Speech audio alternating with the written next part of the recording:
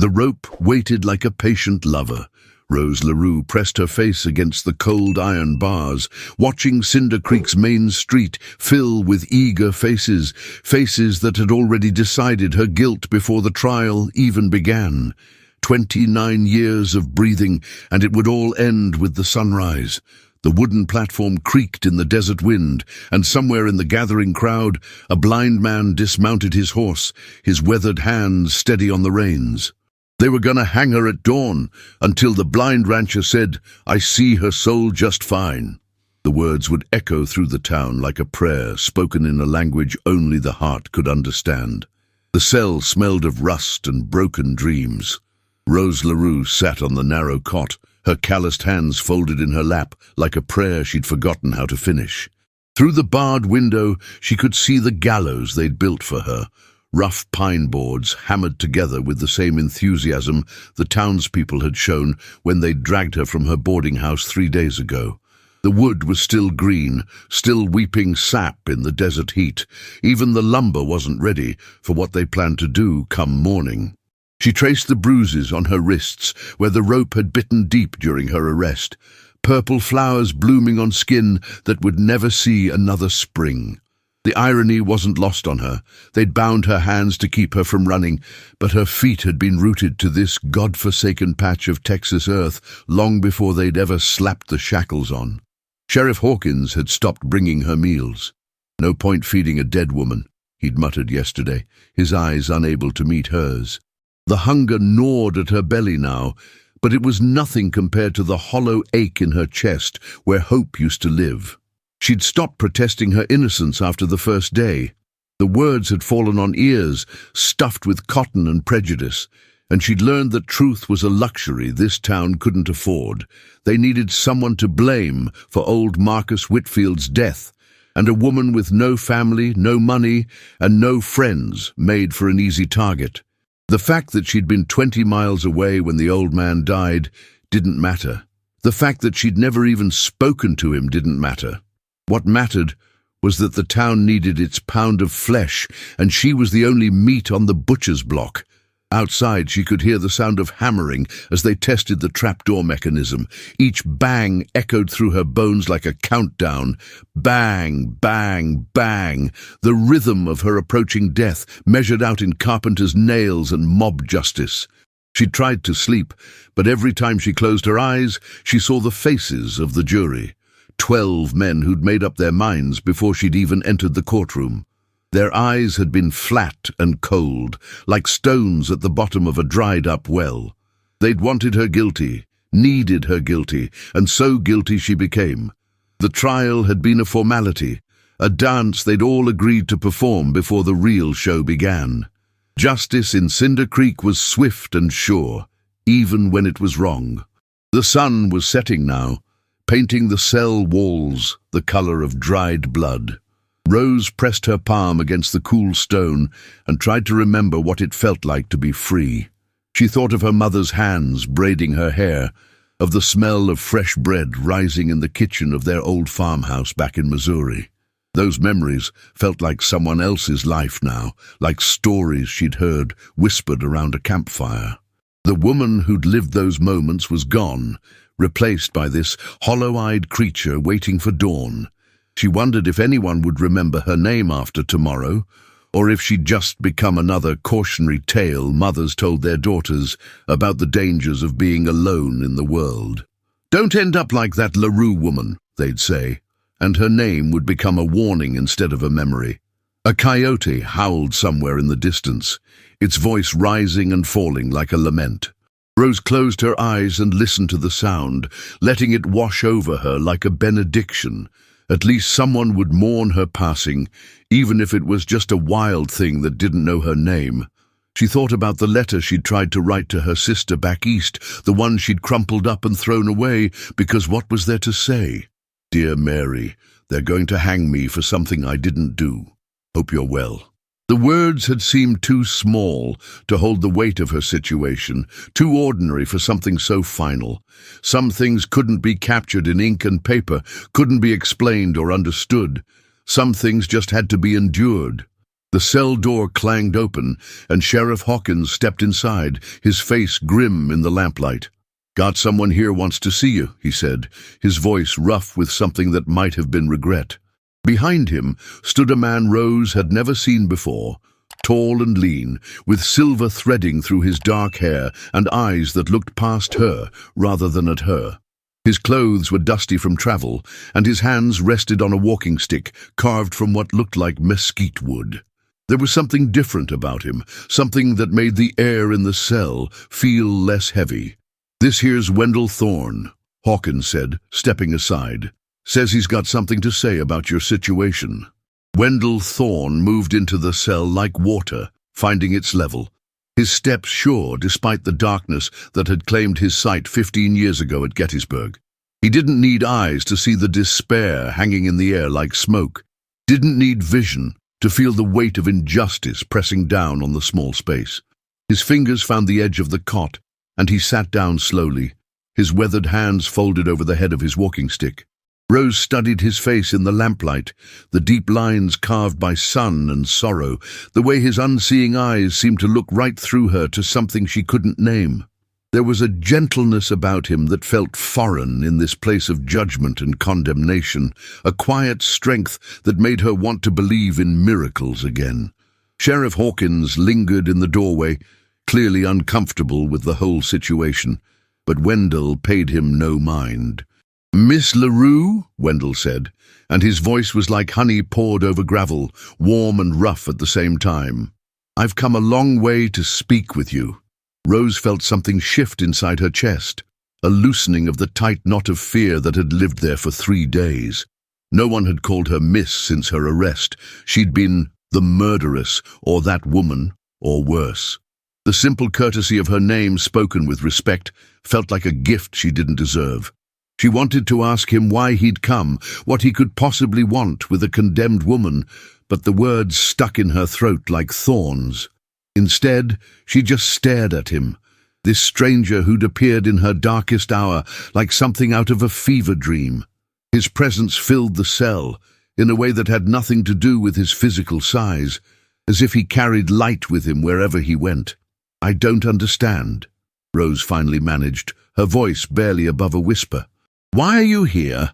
Wendell tilted his head slightly, as if listening to something she couldn't hear.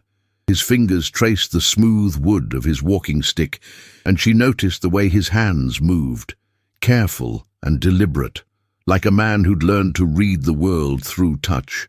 "I heard about your situation," he said simply. "Heard about a woman condemned to die for a crime she didn't commit. Heard about a town so hungry for justice they forgot what it looks like." The words hit her like a physical blow, not because they were cruel, but because they were true. Someone finally saw what everyone else had chosen to ignore. Someone finally spoke the truth she'd been screaming into the void for 3 days. Sheriff Hawkins shifted uncomfortably in the doorway. "Now see here, Thorne," he began, but Wendell held up a hand to silence him. "Sheriff," he said, his voice carrying an authority that seemed to come from somewhere deeper than mere words. "I'd like to speak with Miss LaRue privately, if you don't mind." It wasn't really a request, and Hawkins seemed to understand that. He muttered something under his breath about bleeding hearts and interfering strangers, but he stepped back into the corridor, leaving the cell door open just a crack. The lamplight flickered, casting dancing shadows on the stone walls, and in that uncertain light, Rose felt something she hadn't felt in days, the possibility that she might not be alone in this after all. "How do you know I'm innocent?" Rose asked, the question tumbling out before she could stop it. Wendell was quiet for a long moment, his head tilted as if he were listening to the desert wind or the distant howl of coyotes. When he finally spoke, his words were soft but certain. "Because I can see your soul, Miss LaRue, and souls don't lie." The statement should have sounded ridiculous, the kind of thing a traveling preacher might say to drum up business. But coming from this quiet man with his steady presence and gentle voice, it sounded like the most natural thing in the world. Rose felt tears prick at the corners of her eyes, the first tears she'd allowed herself since the verdict. She'd been so focused on being strong, on not giving the town the satisfaction of seeing her break, that she'd forgotten what it felt like to be seen as human. "I've been blind for 15 years, Wendell continued, his fingers still tracing the wood of his walking stick. "Lost my sight to a Confederate cannonball at Gettysburg, along with most of my faith in the goodness of men. But I learned something in that darkness, something most folks with working eyes never figure out. I learned that sight and seeing are two different things entirely. I learned that the eyes can lie, but the soul always tells the truth." He turned his face toward her then, and even though she knew he couldn't see her, Rose felt exposed in a way that had nothing to do with the thin cotton dress they'd given her to wear. It was as if he could see straight through to the frightened, lonely woman she'd tried so hard to hide from the world. As if he could see all her secrets and sorrows, and still found her worthy of salvation. The sound of voices drifted in from the street, townspeople gathering to discuss the morning's entertainment, their words sharp with anticipation and bloodlust. Rose flinched at the sound, but Wendell remained perfectly still, unmoved by the hatred swirling around them like a dust storm. "They're going to hang me at dawn," Rose said, the words falling from her lips like stones into a deep well. "And there's nothing you or anyone else can do to stop it." Wendell smiled then, a sad, knowing expression that transformed his weathered face. "Miss LaRue," he said, his voice carrying a certainty that made her heart skip. "Dawn is still hours away, and I've got a few things to say to this town before the sun comes up." The crowd had thinned by midnight, but the diehards remained. Men whose thirst for justice had curdled into something darker, something that needed blood to satisfy its hunger. Wendell sat on the courthouse steps, his hands folded over his walking stick, while Rose watched him from her cell window. The lamplight caught the silver in his hair, and she found herself studying the lines around his eyes, wondering what horrors had stolen his sight and left him with this strange, unshakable peace. Sheriff Morrison emerged from the building, his boots heavy on the wooden planks. "Thorne, you're making this harder than it needs to be," he said, settling beside the blind man with a weary sigh. "That woman killed Judge Hartwell in cold blood. Half the town saw her running from his house with blood on her dress." Wendell's fingers tightened on his stick, but his voice remained steady. "Half the town saw what they expected to see, Morrison. Fear has a way of painting pictures that ain't there." The sheriff spat into the dust, frustration bleeding through his official composure. "You weren't there, Wendell. You can't know what happened." A bitter laugh escaped the blind man's lips, and he turned his face toward the jail, as if he could see through stone and iron to the woman beyond. "I've been blind for 8 years, Morrison, and in that time I've learned to see things that sighted folks miss entirely. That woman's voice, it don't carry the weight of murder. It carries the weight of a soul that's been crushed by circumstances beyond her control." Inside her cell, Rose pressed her face against the cold bars, straining to hear every word. The conversation drifted up to her like smoke, carrying with it the first real hope she'd felt since they'd dragged her from Judge Hartwell's study. She thought of that terrible night, the judge's lifeless body, the blood on her hands from trying to help him, the way the townspeople had looked at her with such immediate, absolute certainty of her guilt. The memory still made her stomach turn, but for the first time, someone was questioning the story everyone else had accepted without hesitation. Morrison stood, his chair scraping against the wooden porch. "You're asking me to risk my career, my reputation, on the word of a woman who was found standing over a dead man with his blood on her clothes." Wendell rose as well, his movements deliberate and sure despite his blindness. "I'm asking you to risk those things on the possibility that justice and vengeance ain't the same thing, Morrison. I'm asking you to remember that once upon a time you were a man who believed in giving folks the benefit of the doubt." "Does?" The sheriff's silence stretched between them like a taut rope, and Rose held her breath, waiting for it to snap. When Morrison finally spoke, his voice was thick with conflict. "What exactly are you proposing, Thorn? The trial's over, the sentence has been passed. Come dawn, that rope's gonna do its job whether I like it or not." Wendell's smile was sad and knowing, the expression of a man who had seen too much darkness to be surprised by it anymore. "Then I guess we'd better make sure dawn takes its sweet time getting here." As the night deepened, Wendell began to speak, not to the sheriff or the lingering crowd, but to the darkness itself, his voice carrying across the empty street like a prayer. He told them about the war, about the day a Confederate shell had stolen his sight and left him to navigate a world suddenly stripped of color and light. He spoke of the months that followed, when he'd wanted nothing more than to curl up and die, when the very act of breathing had felt like a betrayal of the man he used to be. "Blindness teaches you things," he said, his words floating up to Rose's window like smoke from a dying fire. "It teaches you that people's voices carry their whole history, every joy, every sorrow, every lie they've ever told or truth they've ever swallowed." Miss LaRue's voice, when she spoke at that trial, it was the voice of a woman who'd been broken by life but hadn't let it make her bitter. That ain't the voice of a killer. The few remaining townspeople shifted uncomfortably, their certainty beginning to crack under the weight of his conviction. Rose found herself remembering her own voice during the trial, how it had shaken when she tried to explain what really happened, how the words had come out wrong, tangled up with fear and grief. She'd watched the jury's faces grow harder with every word she spoke, seen their minds close against her like shutters against a storm. But this man, this stranger who couldn't see her face, had heard something in her voice that 12-sighted men had missed entirely. Dr. Henley, the town physician, stepped forward from the shadows, his medical bag clutched in his weathered hands. "Wendell, I examined Judge Hartwell's body myself.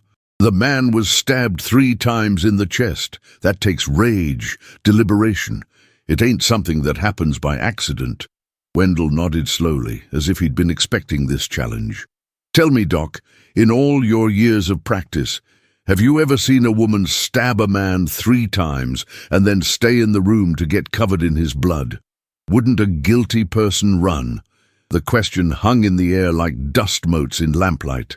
And Rose saw several faces in the crowd begin to show the first signs of doubt. She remembered that night with painful clarity, how she'd found Judge Hartwell already dying, how she'd tried desperately to stop the bleeding, how the real killer had probably been long gone by the time she'd arrived. But in the chaos and horror of the moment, covered in blood and screaming for help, she'd looked guilty as sin to anyone who didn't know the truth. Mrs. Patterson, the judge's housekeeper, emerged from the crowd with tears streaming down her weathered cheeks. "I've been thinking about that night," she said, her voice barely above a whisper. "Miss LaRue, she was supposed to come see the judge about her late husband's debts. She had an appointment, a legitimate reason to be there. Why would she make an appointment if she was planning murder?" The crowd began to murmur, the sound like wind through dry leaves, and Rose felt something shift in the air, not quite hope, but the absence of absolute despair. Wendell turned toward the woman's voice, his face gentle with understanding. "Sometimes the truth hides in plain sight, Mrs. Patterson. Sometimes we're so eager to find someone to blame that we stop looking for the real answers."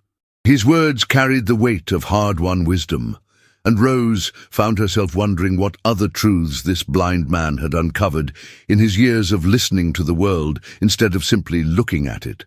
The night was far from over, but for the first time since her arrest, she began to believe that dawn might bring something other than death.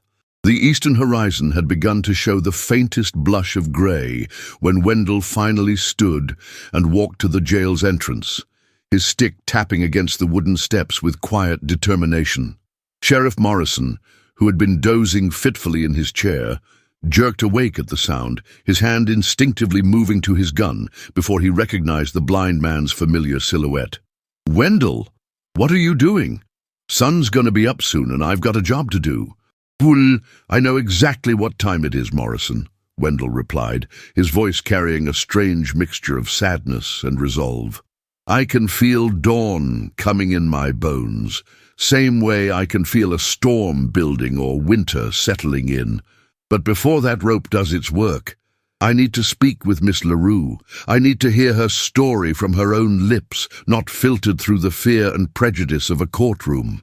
The sheriff hesitated, his duty warring with the respect he'd always held for the blind rancher, and in that moment of hesitation, Rose saw her last chance slipping away like water through cupped hands. Morrison's keys jangled as he unlocked the heavy door, and Rose heard Wendell's careful footsteps on the stone floor of the jail. When he appeared outside her cell, she was struck by how small and fragile he looked in the lamplight, this man who had spent the entire night fighting for her life with nothing but words and conviction. His sightless eyes seemed to look right through her, and she found herself wondering what he saw when he looked at her, what truth his blindness revealed that sight had hidden from everyone else. "Miss LaRue," he said softly, settling onto a wooden stool that Morrison had brought for him. "I've been listening to this town talk about you all night, but I haven't heard your voice since the trial. I need to know what really happened in Judge Hartwell's study." Rose's throat felt dry as desert sand, but she forced herself to speak, to trust this stranger who had already risked so much for her. "I went there to beg," she whispered, the words scraping against her vocal cords like broken glass. "My husband died owing the judge money, and I thought maybe if I explained our situation, he might show mercy." The story poured out of her then, how she'd found the judge's door standing open, how she'd called out and received no answer, how she'd discovered him lying in a pool of blood with his eyes staring sightlessly at the ceiling. "I tried to help him," she said, her voice breaking with the memory.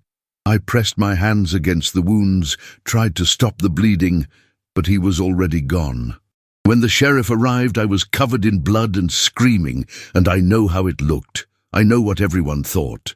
Wendell listened without interruption, his head tilted slightly, as if he were hearing not just her words, but the music beneath them, the rhythm of truth that her voice carried. When she finished, silence settled over the jail like a heavy blanket, broken only by the distant sound of roosters beginning to crow.